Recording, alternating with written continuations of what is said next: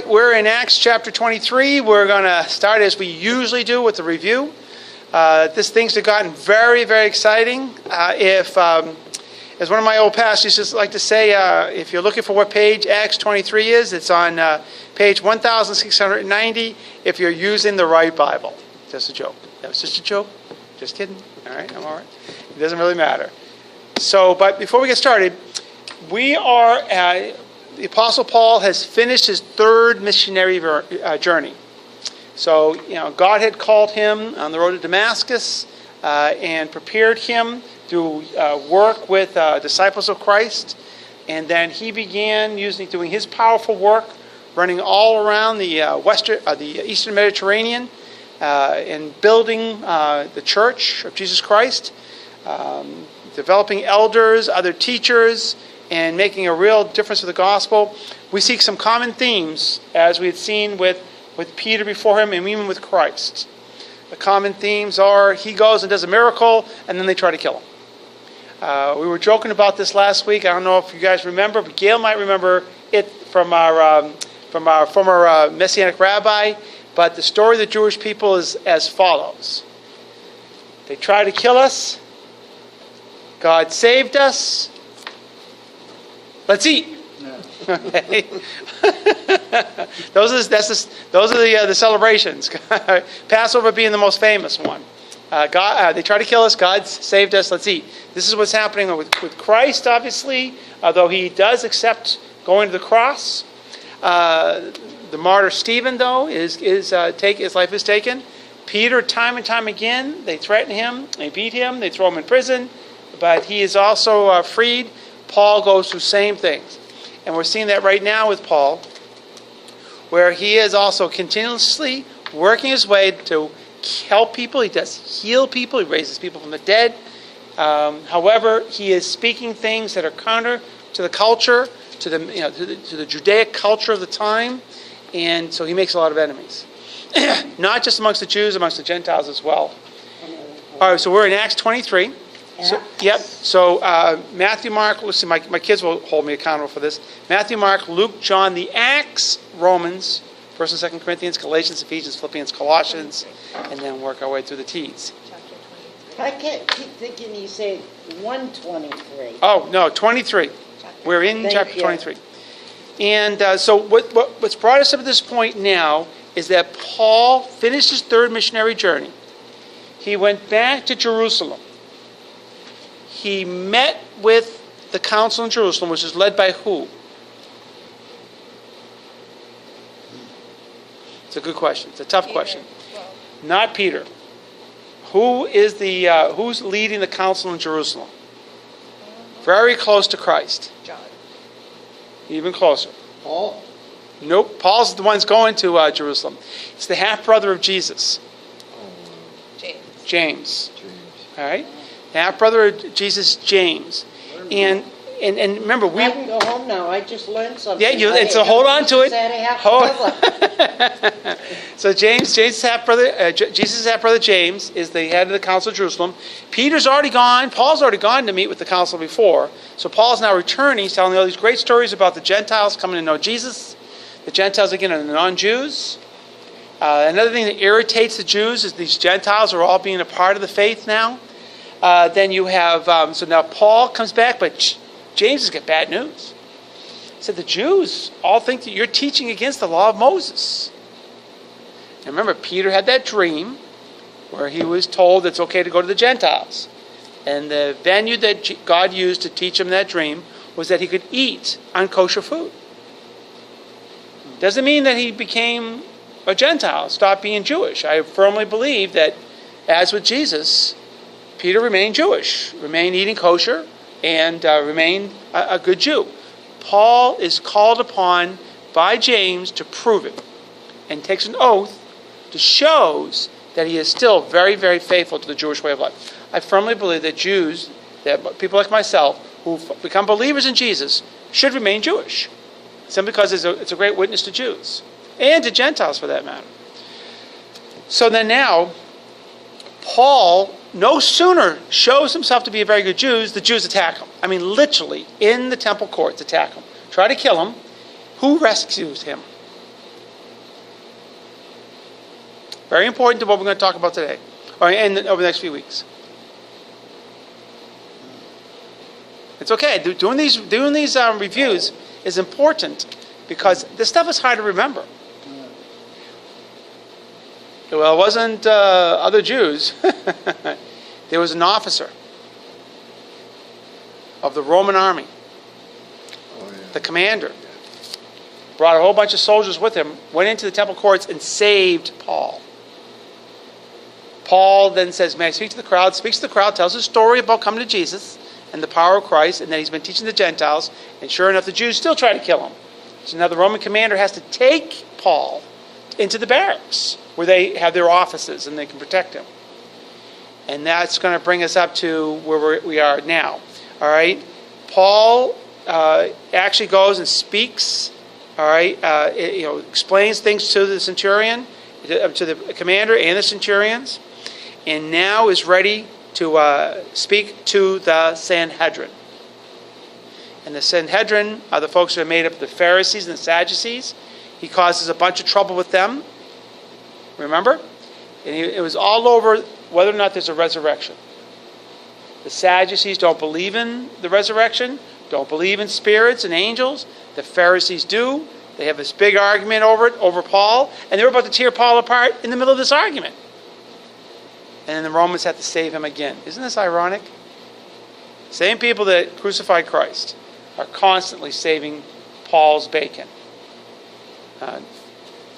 Didn't mean to be, punny about that, but yeah, saving Paul's bacon. So this is where we wound up, all right, where Paul had made this explanation to them. So now they're done. If you remember, Paul's taken back into the barracks. His nephew overhears that the Jews are going to set a trap for Paul. And the nephew goes to Paul, and Paul sends him to the commander, and the commander says, thank you for telling me this. Tell no one else. All right? So we're in Acts chapter 23. I'm going to start in verse 22. And these are the last words that the commander has to the nephew, to Paul's nephew, before he begins to take action, okay? So all this stuff that's been happening, this is all happening in Jerusalem. This is all very heavy. This is also Paul's last moments in Jerusalem before he's going to start making his way to Rome. Acts chapter 23, verse 22. The commander dismissed the young man, that's Paul's nephew, and cautioned him, don't tell anyone that you have reported this to me. Now we're in verse 23. Then he, the commander, called two of his centurions and ordered them, get ready a detachment of 200 soldiers, 70 horsemen, and 200 spearmen to go to Caesarea at 9 tonight. Provide mounts for Paul so that he may be taken safely to Governor Felix. The commander wrote a letter as follows. Claudius Lysias, that he's identifying himself. To His Excellency, Governor Felix, greetings. This man was seized by the Jews, and they were about to kill him, but I came with my troops and rescued him, for I had learned that he is a Roman citizen. I wanted to know why they were accusing him, so I brought him to their Sanhedrin. I found that the accusation had to do with questions about their law, but there was no charge against him that deserved death or imprisonment. When I was informed of a plot to be carried out against the man, I sent him to you at once. I also ordered his accusers to present to you their case against him. So the soldiers, carrying out their orders, took Paul with them during the night and brought him as far as Antipatris. The next day they led the cavalry on with him while they returned to the barracks. When the cavalry arrived in Caesarea, they delivered the letters to the governor and handed Paul over to him. The governor read the letter and asked what province he was from. Learning that he was from Cilicia, he said, I will hear your case when your accusers get here. Then he ordered that Paul be kept under guard in Herod's palace. We're in chapter 24, verse 1. 5 days later, the high priest Ananias went down to Caesarea with some of the elders and a lawyer named Tertullus, and they brought their charges against Paul before the governor. When Paul was called in, Tertullus presented his case before Felix. We have enjoyed a long period of peace unto you, and your foresight has brought about reforms in this nation. Everywhere and in every way, most excellent Felix, we acknowledge this with a profound gratitude. But in order not to worry you further, I would request that you be kind enough to hear us briefly. We have found this man to be a troublemaker, stirring up riots among the Jews all over the world. He is a ringleader of the Nazarene sect and even tried to desecrate the temple, so we seized him. By examining yourself, you will be able to learn the truth about all these charges we are bringing against him. The Jews joined in the accusation, asserting that these things were true. When the governor motioned him to speak, Paul replied, I know that for a number of years you have been a judge over this nation, so I gladly make my defense. You can easily verify that no more than 12 days ago, I went up to Jerusalem to worship. My accusers did not find me arguing with anyone at the temple or stirring up a crowd in the synagogues or anywhere else in the city. And they cannot prove to you the charges they are now making against me. However, I admit that I worship the God of our fathers as a follower of the way, which they call a sect. I believe everything that agrees with the law and that is written in the prophets. And I have the same hope in God as these men, that there will be a resurrection of both the righteous and the wicked. So I strive always to keep my conscience clear before God and man.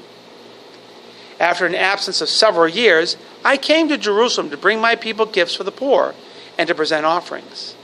I was ceremonially clean when they found me in the temple courts doing this. There was no crowd with me, nor I was involved in any disturbance. But there are some Jews in the province of Asia who ought to be here before you and bring charges if they have anything against me. Or these who are here should state what crime they found in me when I stood before the Sanhedrin. Unless it was this one thing I shouted as I stood in their presence, it is concerning the resurrection of the dead that I am on trial before you today. Then Felix, who was well acquainted with the way, adjourned the proceedings. When Lysias, the commander, comes, he said, I will decide your case. He ordered the centurion to keep Paul under guard, but to give him some freedom and permit his friends to take care of his needs. Several days later, Felix came with his wife Drusilla, who was a Jewess. He sent for Paul and listened to him as he spoke about the faith in Jesus Christ. As Paul discoursed on righteousness, self-control, and judgment to come, Felix was afraid and said, That's enough for now. You may leave. When I find it convenient, I will send for you. At the same time, he was hoping that Paul would offer him a bribe, so he sent for him frequently and talked with him. Now check this out. When 2 years had passed, Felix was succeeded by Porcius Festus. But because Felix wanted to grant a favor to the Jews, he left Paul in prison. So we see Paul in Caesarea for years. He is under house arrest, but he's living in Herod's temple, King Herod's temple. So he's in the Taj Mahal. He's in the Hilton. He's in a beautiful place, and people can come and go, and he can continue to teach. So let's go back now to the beginning. We're at Acts 23, verse 23. This is after the commander finds out that there's a plot to kill him. What does the commander do with Paul?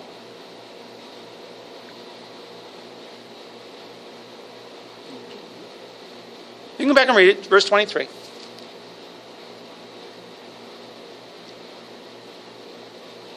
What was the question? Right. What does the commander do with Paul once he realizes there's an assassination attempt on his life? Protection. He saves him by doing what? What's he do? Protects him. But what's he do with him? He brings them to. Exactly. Yes. He brings him to Caesarea. All right. That's a place there also in Palestine. Sends him to Caesarea, which is also a place where the Romans have a headquarters. So he's going to protect him by sending him far away. He just sends him with a couple of guys from the ammo shack, right? No. 200. 200 grunts, 70 horsemen. infantrymen, right? 70 cavalry, All right, and then this small spearman. Okay, these guys come up there. He's got a small army with him. In other words, there's no way these 40 guys are going to get at him. It's not going to happen. Now they only go so far, and then they just let the cavalry take them the rest of the way. So the troopers have to turn around and they hump back to Jerusalem. All right, but for the most part, and so Paul is well protected. This commander is not going to fool around.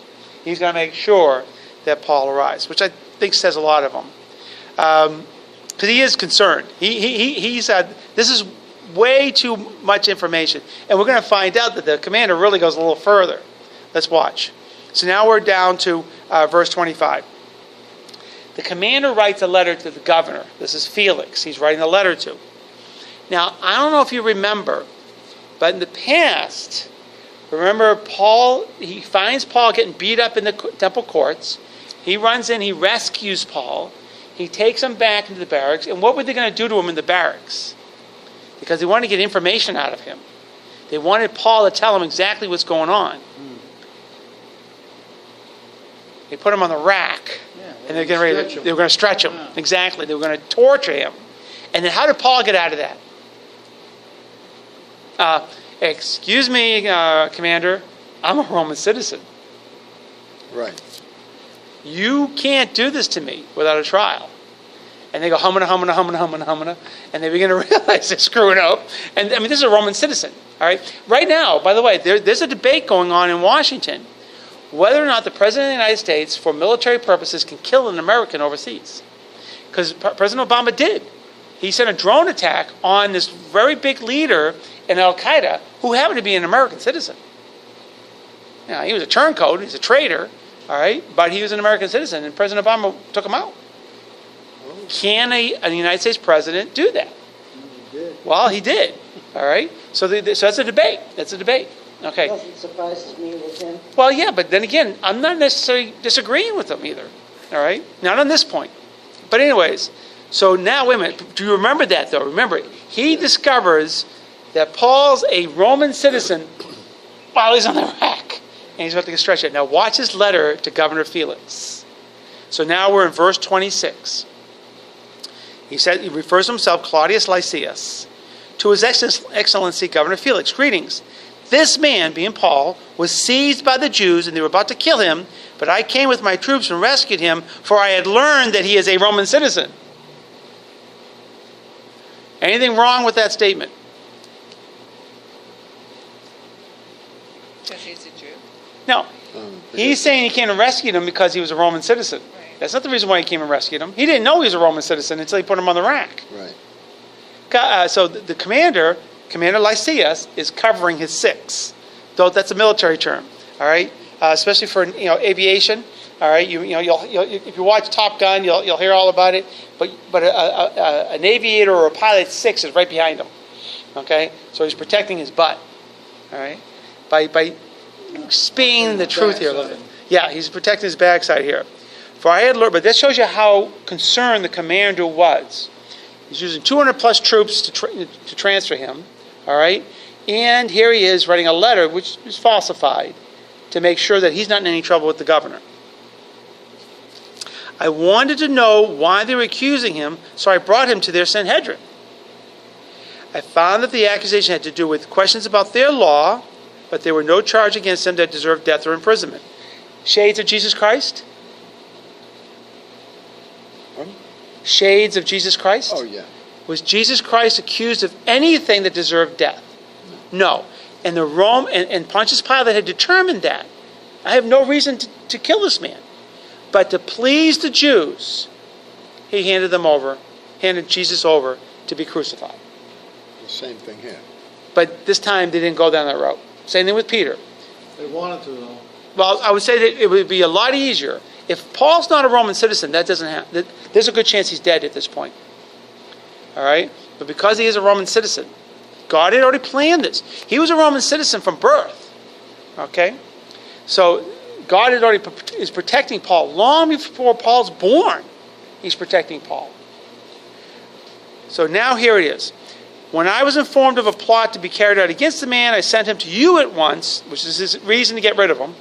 I also ordered his accusers to present their case against him. So he's already told the Jews in Jerusalem to come to Caesarea, meet with Felix and explain your case. All right. So the soldiers, carrying out their orders, took Paul with them during the night and brought him as far as Antipatris. The next day they left the cavalry, go on while they returned to the barracks. When the cavalry arrived in Caesarea, they delivered the letters to the governor and handed Paul over to him.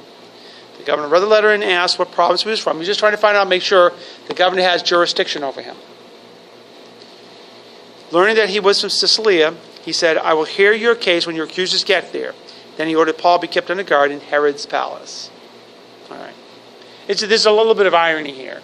So this is the same place where Christ was brought to Herod, and had the previous Herod, and had it, and Herod says to him, "Will you, do some magic tricks for me?" All right. Now the trial before Felix. 5 days later, the high priest Ananias, the high priest himself, comes to Caesarea. All right. This is a big deal.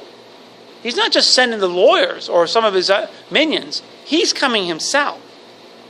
He also brings along a lawyer. He brings some of the elders and a lawyer named Tertullus, and they brought their charges against Paul before the governor. When Paul was called in, Tertullus presented his case before Felix. Now listen to this lawyer. We have enjoyed a long period of peace unto you, and your foresight has brought about reforms in this nation. Aren't you such a great governor? Everywhere, in every way, most excellent Felix. We acknowledge this with profound gratitude. But in order not to worry you further, dear Felix, I would request that you be kind enough to hear us briefly. Felix is no great governor. All right. In fact, in 2 years, he's getting fired. He's being brought back to Rome, and he's going to be, investigated for some poor leadership he did down in the Caesarea region, in his governorship. Okay? This is just a lawyer buttering him up as best he possibly can because his points are really weak. He's not going to be able to make much of a case. We have found this man to be a troublemaker, stirring up riots. Remember, this is in Jerusalem. There are no riots in Jerusalem. Were there riots other places? Yes. In his missionary journeys, there were times there were riots where people wanted. When Paul later on talks about there should be some Jews from Asia, that's what he's talking about. Maybe there might be riots in other places, but there was no riots in Jerusalem. So that's the first untruth. Stirring up riots among the Jews all over the world, that's true. There are some riots, but not in Jerusalem where these men were. He is a ringleader of the Nazarene sect. Sects were illegal. You couldn't have them. The Romans would require you to have approval before you could create a group of people who met regularly for different things. And even tried to desecrate the temple. If you went back to the portion where he was being captured, it doesn't say that he tried to desecrate the temple. It said he did defile it. So the original accusation against him was that he defiled it by bringing somebody in that was not a Jew. Here they changed their accusation because it's a weak accusation. They say he tried to desecrate the temple. So we seized him. By examining him yourself, you will be able to learn the truth about all these charges we're bringing against him. The Jews joined in the accusation, asserting these things were true. All right. Then Paul picks them apart. First of all, Paul doesn't throw all these flowery words at Governor Felix. He gets right to the point. When the governor motioned for him to speak, Paul replied, I know that for a number of years you have been a judge over this nation, so I gladly make my defense. You can easily verify that no more than 12 days ago, I went up to Jerusalem to worship. It's true. My accusers did not find me arguing with anyone at the temple or stirring up a crowd in the synagogues or anywhere else in the city. Also true. And they cannot prove to you the charges they are now making against me.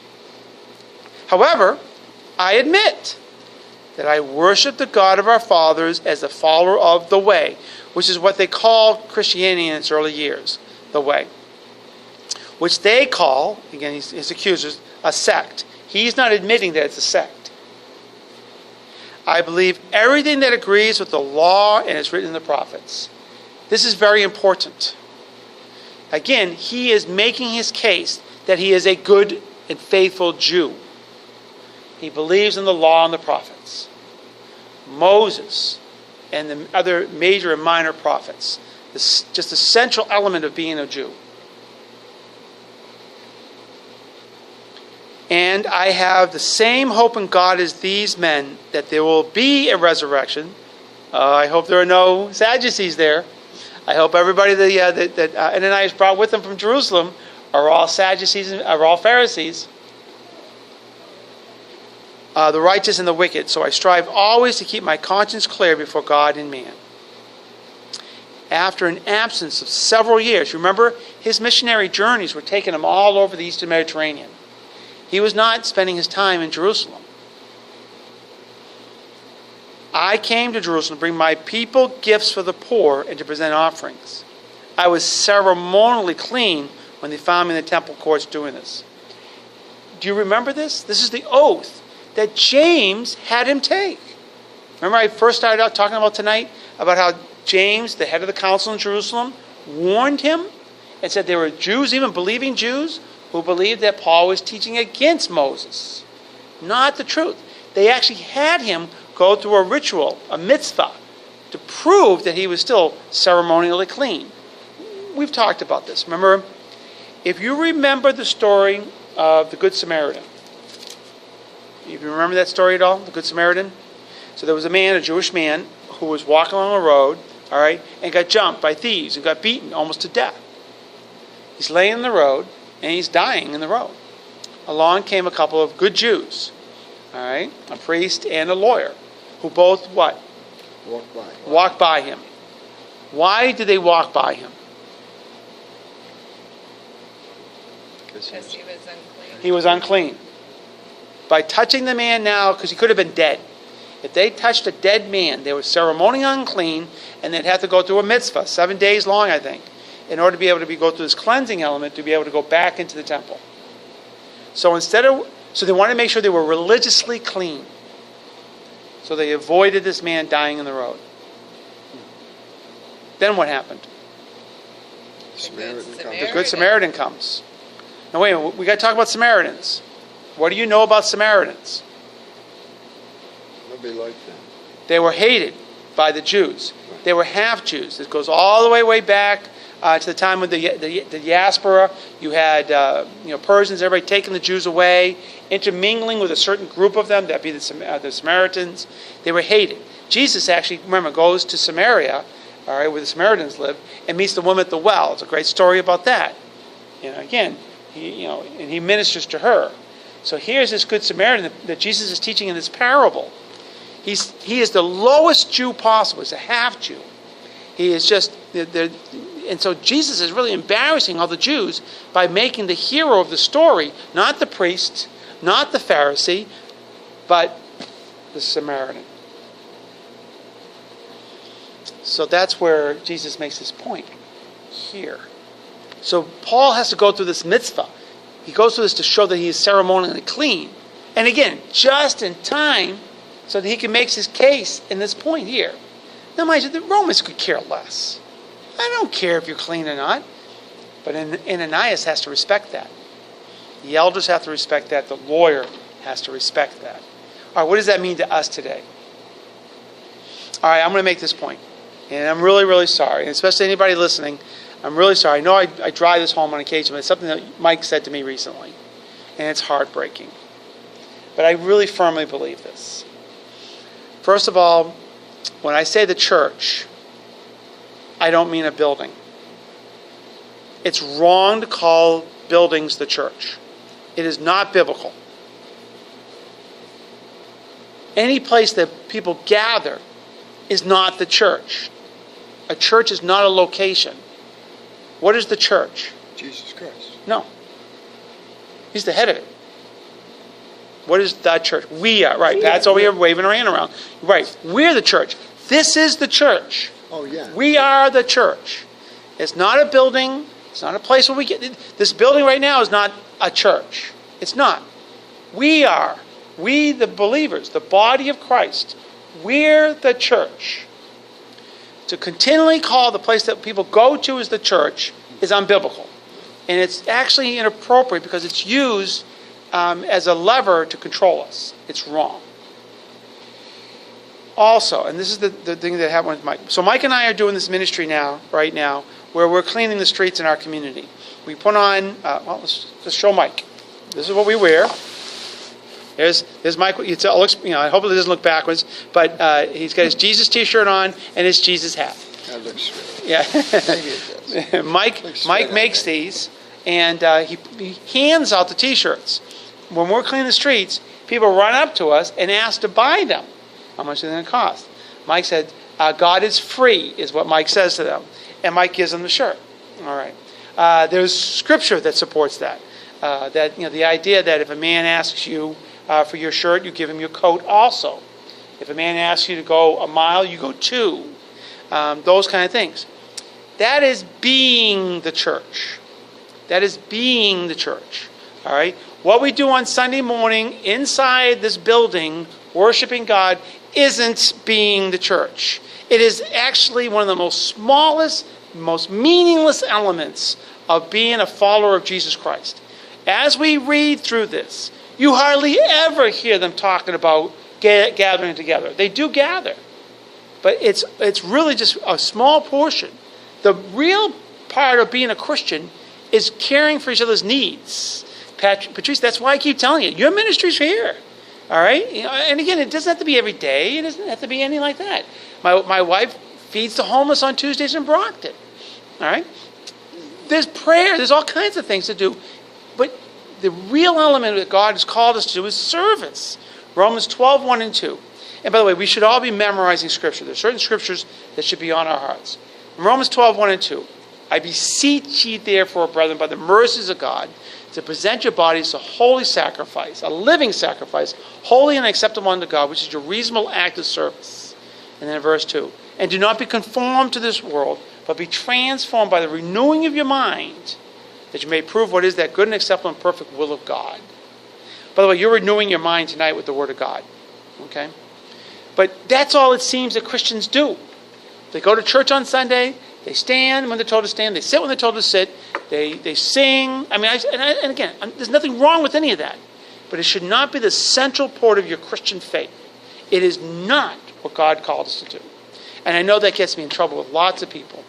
But the thing that really drove it home for us this Sunday was something that Mike shared with me. Obviously, we're working with our city hall and with the police and a lot of really wonderful servants of us. These are our government servants, and they are paid for what they do. But trust me, they can make a lot more money doing other jobs. And so there's this really wonderful young man that I know of and that Mike got to meet. And Mike was talking about this and why you're doing it. And he's doing it for Christ's glory. And this guy out of nowhere just says, well, I went to a seminar, a conference recently, and in this seminar, one of the men there said, don't count on the church. Don't count on the Christians to help you. All right, they're too busy behind stained glass windows, worshiping God, but it means nothing to us. All right. Is it? We have been tested and found wanting. We are the whitewashed tombs. We are the new Pharisees. So this is a warning to us all. All right, let's not be. All right, definitely go to church on Sunday. Worship God with your whole heart, mind, and strength. Please pay very close attention to what the pastor says. Study the Bible as they teach it. Absolutely. But that should not be the pinnacle of your Christian faith. You really need to find where God is and join Him there. And be about your Father's business. Whatever that is, by the way. Whatever that is. What's over on your heart. But do something. All right, I'm sorry. That's my preaching for the day. I'll stop there. And Don't stop. well, let me get back to to edifying you guys with this. So now here we are. We're back in Acts 24. We're now down to let's go to verse 20. So this is after he points out that there are some Jews in Asia who have seen me cause riots and trouble in the synagogues and stuff like that, but they're not there making the accusation against him. So in verse 20, or these who are here should state what crime they found me in when I stood before the Sanhedrin, unless it was with this one thing I shouted as I stood in their presence. It is concerning the resurrection of the dead that I am on trial before you today. That's what really got everybody angry. was that he said that, and the Sadducees began fighting with the Pharisees. That was the riot. All right? It's their problem, not his. Then Felix, who was well acquainted with the way, so Felix knows about the Christians. So the governor knows about this. This is how active the Christians have been. Adjourned the proceedings. When Lysias, the commander, so that's the commander who had saved Paul, when Lysias, the commander, comes, he said, I will decide your case. He ordered the centurion to keep Paul under guard, but to give him some freedom and permit his friends to take care of his needs. Several days later, Felix came with his wife Drusilla, who was a Jewess. He sent for Paul and listened to him as he spoke about the faith in Christ Jesus. Okay? I know when I first, actually came to Christ, and I like to tell people, I knew who Jesus was. All right? I just stopped rejecting him when I finally came to him. But this is a place where Gail and I met. We were in the OR we worked in. And the people down there who were Christians, these were no mealy-mouthed, Sunday morning only Christians. God sent Peter and Paul to get me. These were very devout believers who were well-grounded in the Word and lived their faith and were persecuted for it. And they're the ones that challenged me about where I was with Christ. So now Felix gets the same treatment, but he literally gets Paul. Paul gives him the gospel message in such a way it scares Felix so much, Felix doesn't want to talk to him. The only time Felix calls him back is because he's hoping Paul will bribe him to let him get out of prison. All right. So now we're verse 26. At that same time, he was hoping that Paul would offer him a bribe, so he sent for him frequently and talked with him. All right. When 2 years had passed, all right, 2 years now, Felix was taken over. The new governor was this Porcius Festus, who, because Felix wanted to grant a favor to the Jews, he left Paul in prison. The names Peter and Paul, okay, are obviously, very famous Christian names. There were other very famous names at this time also. Caesar is the most famous name in the whole world. Everybody knows the name Caesar, whether it's Julius Caesar or some other Caesar. Okay, other Caesars were well known, including Nero, who was the one that burned Rome to the ground. All right, and did nothing but play a musical instrument while he was watching it. You know anybody named Caesar? Yes. You do. You know somebody named Caesar. Okay. Yeah. Anybody else? Yeah, I did. Well, see, I come in Sid Caesar, but that's his last name. You know anybody's first name? Oh, no. Okay, first This name. guy's name is Rick. Right. Rick Caesar. I did know somebody by the name of Caesar. Now I'm trying to figure How out about- who he Mike, was. how about Nero? No. Okay. How about Paul? Oh, yeah. many. Right. Paul. Right. My baby brother's middle name is Paul. Okay. How about Peter?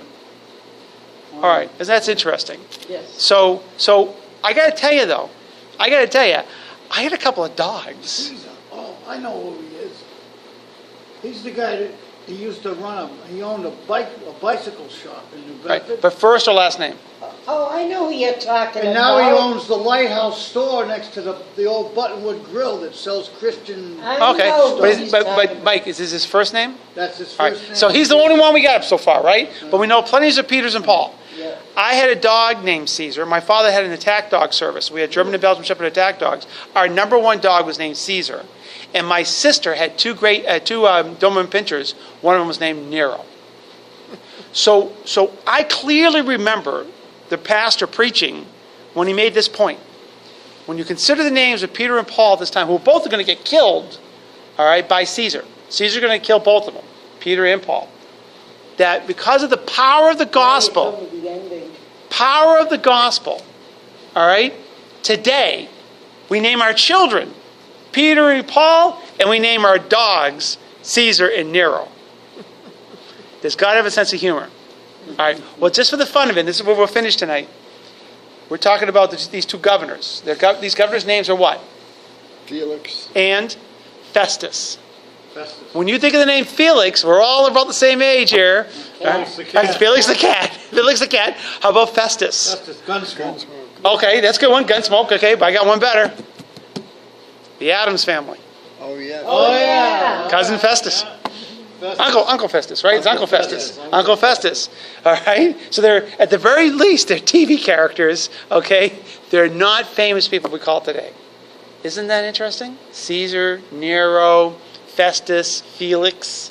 We just don't seem to regard these names very highly. Felix Unger.